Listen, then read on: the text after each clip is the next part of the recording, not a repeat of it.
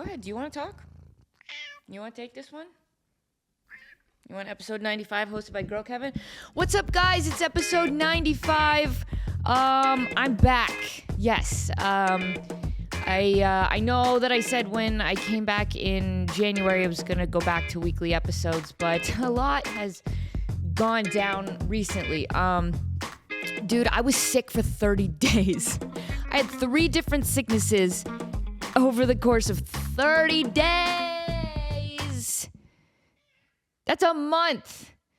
Like, not one of the bullshit months with like the 31 days. Like the normal ones, 30 days has September, April, June, and November. Those ones. That's a reasonable length of month. March and all them, they're getting greedy with that extra day. And February just needs to figure its shit out. Are you 28 or are you 29? Figure it out. So anyway, it's been like the last 2 days that I've actually woken up feeling good.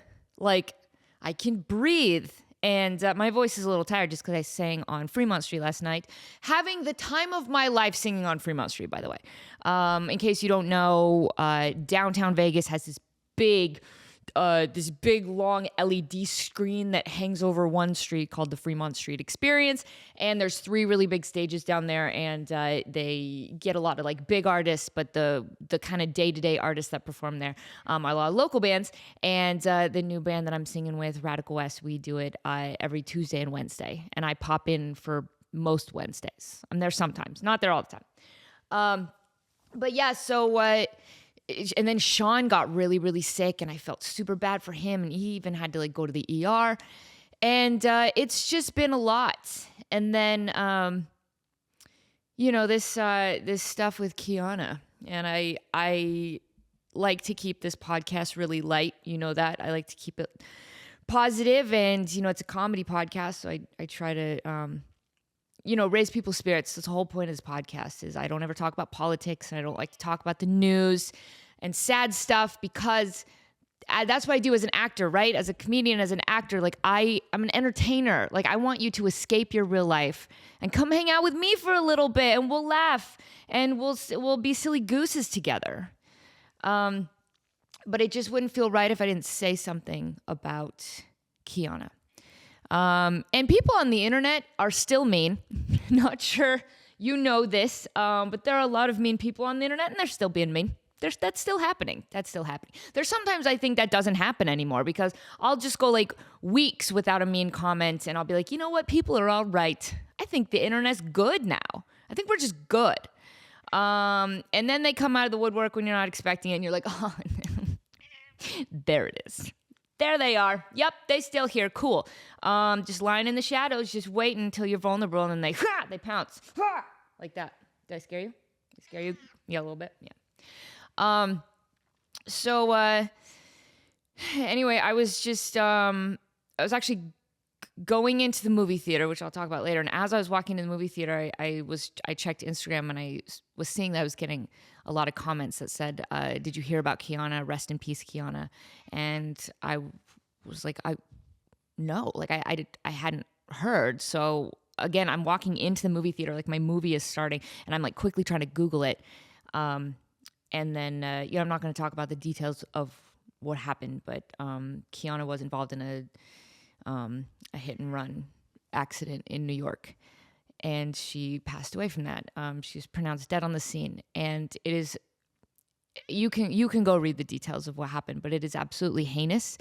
It's so awful. It's one of those just horrible freak death accidents that you read about, and you're like, oh my gosh, that's terrible. But like, you would never, it's so cliche, but you just never think it would happen to somebody you know. And it's so much worse because you can't help but picture this scene unfold in your mind and have your friend's face like be on the person this is happening to. Like, I know this face, I know her smile, I know her laugh. And it's replayed in my mind, and I hate it so much. And there's and it just it was really overwhelming, and I didn't know what to say, and I I said very little in my stories, and then I just kind of went silent for a few days. And then the mean people, they were like, I actually deleted a handful of these comments, but there's people like, nobody from her season said anything because they don't care. Lisa doesn't care because she didn't say anything. No one cares about Kianna. And then even after I did say something, there's people who were just like, yeah, well, you should have said these things to her when she was alive, and you should have been in better contact with her, and like this. And I'm just like, what are you doing? Like situations like this, you can't win. But I did a little. I actually found more behind the scenes footage from my time on All That I had taken with my own video camcorder. I got a little camcorder for Christmas, and there's just video of me just walking around the set and filming my other cast members and us like being silly. And there's Kianna. What up, Kianna? Hey. Where's the lighter? Wait, no, how does it go again? Wait, come here. This I'll is take it. Kianna and me. Okay. How do I do it? 1, 2, 3. Wait, zooming. You guys just moved in closer to me. You're blurry. 2, 1, turn. And then, I'd give the camera to my mom for a while, and then she would film us on set. And she has some video of us filming the opening credits, which is really cool. All the hero shot where all of us like together walk toward the camera and, pose. And it's the kind of the end of the theme song there in the intro credits. And I hadn't seen that in years and years. So not only was I getting really nostalgic, like watching all this old footage and kind of going back there in my mind and regretting ever going blonde because that was a terrible look on me. At the same time, I was, seeing this footage of Kianna that no one's ever seen this footage. I'm the only one that has this footage. And, just seeing her smile and listening to her laugh. And, there's parts where me and her like posing together, and I hand the camera to Ryan Coleman, and he's like taking our picture with it, and we're all moving, so it's all blurry, and we're like laughing about it. And I got really emotional watching that, and I cut about 2 minutes or so of that and put it on my Instagram with a little comment dedication. But yeah, just to reiterate that. It was hard enough for my cast to step into the shoes of the original All That cast. I mean, it was on for 6 seasons before we came in for season 7, but everybody knew Keenan and Kel, and everybody knew Amanda Bynes and Lori Beth Denberg and Josh Server, and even Nick Cannon was on the show. I mean, it was an iconic show, and I've said it 1,000 times. You're sick of hearing me say it, but I was a massive All That fan before I ever became an actor. That show is what inspired me not only to become an actor, but become a comedic actor. It was an absolute dream come true, landing the role of a series regular on All That season 7. But then I also got to experience the backlash of people being upset that, they would compare us to like the new Saved by the Bell, just like shows in the past who have done a really bad job of just like having a brand new cast. And, people were upset, right? That like Keenan and Kel were gone, and like, who are these new kids? And I still get that every once in a while. You'll get comments on, like I'll post a video of Sugar and Coffee or Slumber Party, and people will be like, this isn't my All That. This is the bad All That. I only recognize the Keenan and Kel seasons. And I'm like, that's fine. Like, I agree with you that the early seasons are incredible. But my seasons were damn good too. And we had our own fans, and we were for our own demographic. The people who were watching All That season 1 we're not necessarily watching All That season 7. 7 years later, 6 years later, whatever. Kids grow, right? Like a lot of our fans that I've talked to, they never watched the original seasons. They only knew my seasons. And so they mean a lot to me. The fans of my seasons absolutely mean a lot to me. It was really hard for me and my fellow cast members to try to fill those shoes and try to live up to the wonderful job that, the previous cast had done.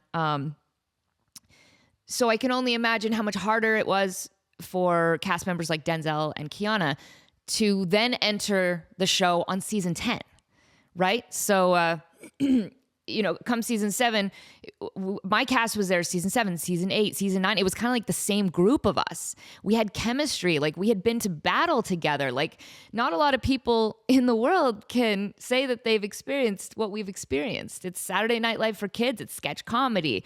It's a perfect marriage of acting and theater because we're on-camera acting and theater because we're doing the scenes with a 4-camera setup, so we have to do take after take after take, and we have the ability to mess up and try things a different way, like a TV show. But then when we shot in front of a live audience, it was theater. It was theater, and we would try really hard not to cut the scenes that we filmed in front of the sea of children in the stands. Like, we would try really hard not to cut and just do it all the way through and give them like a real theater experience, and also not make them sit there for 7 hours as we did take after take after take.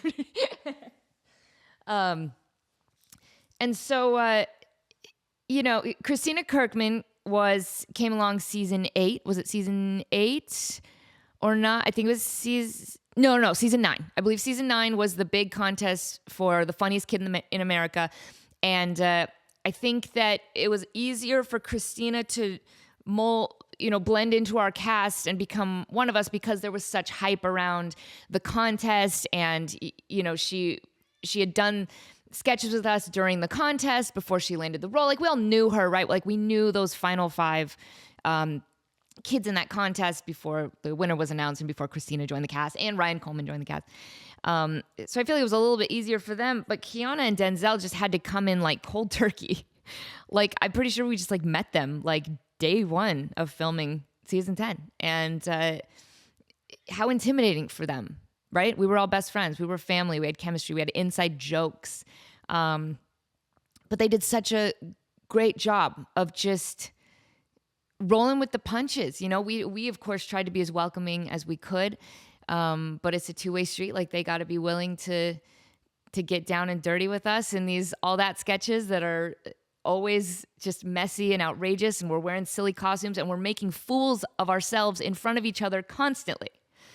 The amount of times that like we've all just done something stupid on camera in front of each other as we're just experimenting with our character and trying out different lines. Like, we're used to it. Like, we could not embarrass ourselves in front of the other cast members. It's just we done it for so long.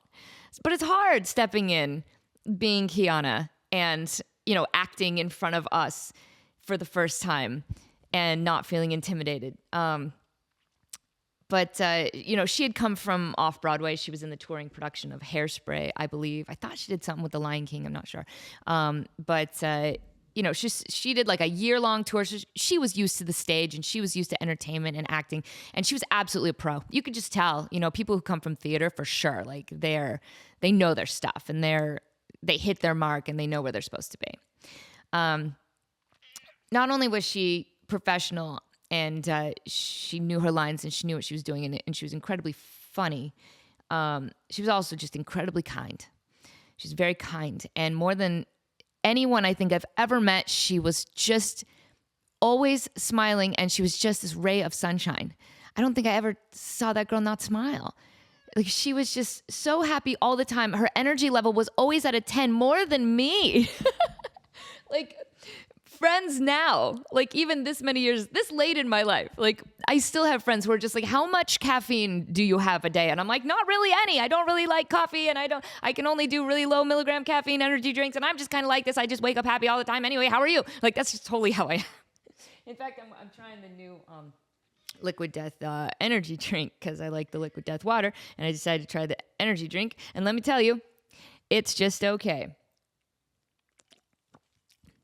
I don't think it was ready to go to market yet. I think they need to do a little more research and development for the Liquid Death energy drink. I don't think is not quite there. But anyway, Kianna's bus driver sketch. The sad thing is that I'm seeing some of these articles talk about Kianna, and they're giving such few details. They're like really not. In fact, most of the information is wrong. If you read some of these articles covering Kianna's accident, they're like, Kianna starred on All That with Keenan and Kel and Amanda Bynes. I'm like, no, she didn't. No, they weren't on her cast. at all. And then there's another article where the main picture was just season 7. And I'm like, you're not even close, man. You're like 3.5 years off. Like, and then, they're not even listing her sketches. They're not listing her characters. Like, come on, guys. Do more research. My favorite character of Kianna's was Karina Jones's bus driver. And she had Mr. Artichoke Head as her little sidekick. And she was just this sassy bus driver. Come on, little kids, you get on the bus and Miss Karina Jones gonna drive you to school. Yeah, I remember when Will Smith used to ride on this very school bus. He didn't know the first thing about acting. I'll tell him everything he knows. That's what I did. Don't give me that look, Mr. Artichoke Head. It's true. She did such a good job of just being this sassy bus driver who was always forgetting to pick up the kids, and she was always turning too sharply, and the whole bus was tipping over. And at one point, I remember she was never at the wheel, right? Like, she was at the wheel for a second, and then they'd cut to the kids in the bus, and they'd cut back, and she was not at the wheel. She was just never at the wheel. The bus is just careening off the road. At one point, they cut to the back of the bus, and she's grilling hamburgers. She's like, I thought maybe you children would be hungry, so I was grilling you up some hamburgers. Miss Jones! Karina! She's not up there. There she is. Well, hello, baby. I thought you might be hungry, so I'm grilling up some hamburgers. Who asked what? You're barbecuing. Shouldn't you be driving the bus? Oh, don't be alarmed. I left Mr. Artichoke Head at the wheel. Mr. Artichoke Head is just a dog with an artichoke for a head. And you're just a young lady with a sassy mouth. And we're just like, get the wheel! We're running off the road! And if I'm not mistaken, she came up with that character on her own. I think she did. That sounds right. And that is very rare. I never came up with any characters on my own for all that. I didn't. The writers did it. The writers would come up with the characters, and then I would take the character that they wrote, and I would make it my own, and I would mold it, and I would tweak it, and I would try out different accents and different voices and different mannerisms. I'd make it my own, but I don't believe I ever came up with a character from scratch and did it on the show. Jamie Lynn did. Jamie Lynn had Thelma Stump. That was an original character by her, I believe, based on her grandmother. I'm almost certain that Karina Jones, bus driver, was a Kianna character that she made up from scratch. I could be wrong, but I just remembering it, that it feels right. And she was so funny. She was so good, and she was such a good sport in the sense that that was a lot of costume. It was always hard to wear the wigs and the big uncomfortable costumes because we're also trying to act through it, right? Like we're trying to use our facial expression. We're trying to use our facial expressions, and we're trying to remember our lines, and we're trying to find our light and know which camera to play to and know the other kids in the sketch with lines so we can play to them. It's a lot of moving parts, and to put a wig on top of your head and glasses and a big suit to make her look like a bigger woman with the big bosoms and she had a lot going on, and those wigs were never comfortable. It was always 100 bobby pins just sticking in your skull.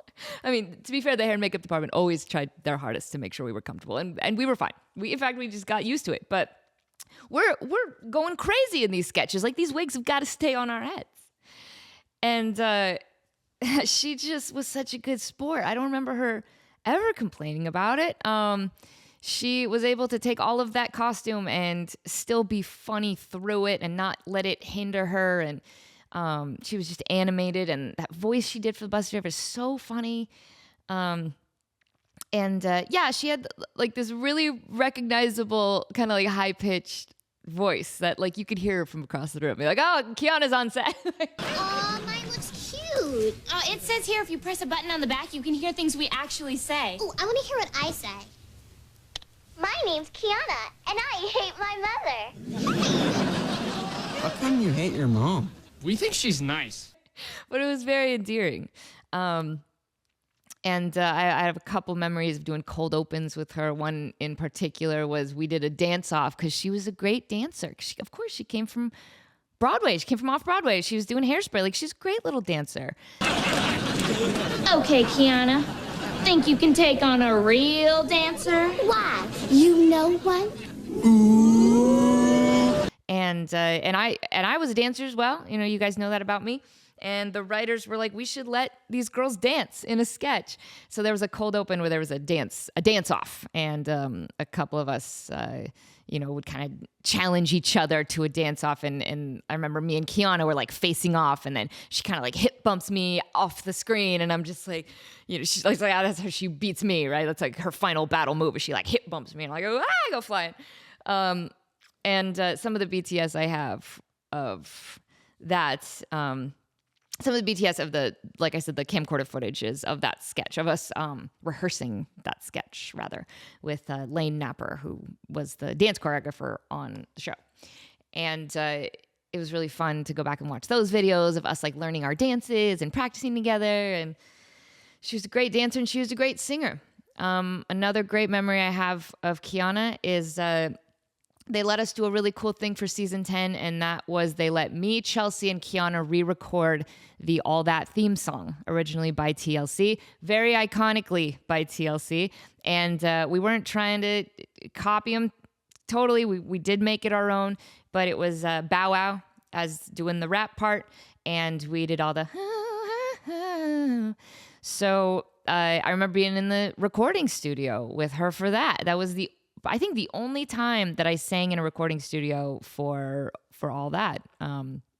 We had to go to like a different building, and it really felt like we were recording an album. We were doing harmonies with each other, and we were all just like so nervous because again, it's an iconic song. We've all been listening to it for the last 10 years almost. Like, we got to make sure this is good. And then on top of that, we got to perform it live with Bow Wow. And do a little backup dance. We got to be his backup singers and his backup dancers for the big 10th anniversary special where all the cast members came back. I mean, Danny Tamborelli was there, Keenan and Kel, Josh Server, Elisa Reyes, Katrina Johnson, Mark Saul. I mean, so many of them. And so that was another really cool thing that I got to experience with Kianna, was the ending of my time on All That. That show was one of the greatest things to ever happen to me, and it was 4 years of. I'm sorry, it was just 4 incredible years, and I say it all the time that if I hadn't outgrown it and that show was still on, I'd still be doing it. I'd be doing it till the day I die. Every day was just a joy, and gosh, the crew was so wonderful, and my cast, or my family, and Chelsea just came here. Like I just got to see Chelsea, and it's just I just rewatched all the Lord of the Rings, and I was going to talk about that whole experience during this episode, but I'm not going to have time, y'all. That's going to be the next episode. But at the end of Return of the King, after everything that had happened, the 4 hobbits go back to the Green Dragon in the Shire, and they're just sitting at a table, and they all have a beer, and all the usual chaos is happening behind them with all the hobbits that live in the Shire, but they're just kind of all looking at each other, just in a moment of silence for what they'd all been through. It's like that, I feel, every time I see one of my cast members again. It's like, it's like we fall right back into it. And I remember all the inside jokes and just everything, And so when it ended, it was a really significant time in my life. It was hard to say goodbye to that show. It was hard to say goodbye to my family, my cast and crew, and there was a lot of tears. Gosh, this is really hard to keep it together right now.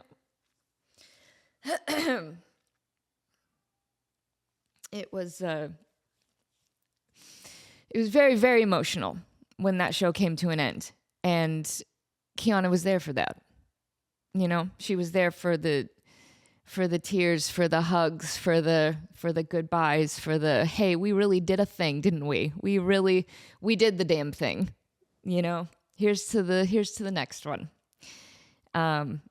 It's one of those. Is it the Sandlot quote that's like, at some point you you hang out with your best friends for the last time and you don't realize it, and kind of that always rings true for me.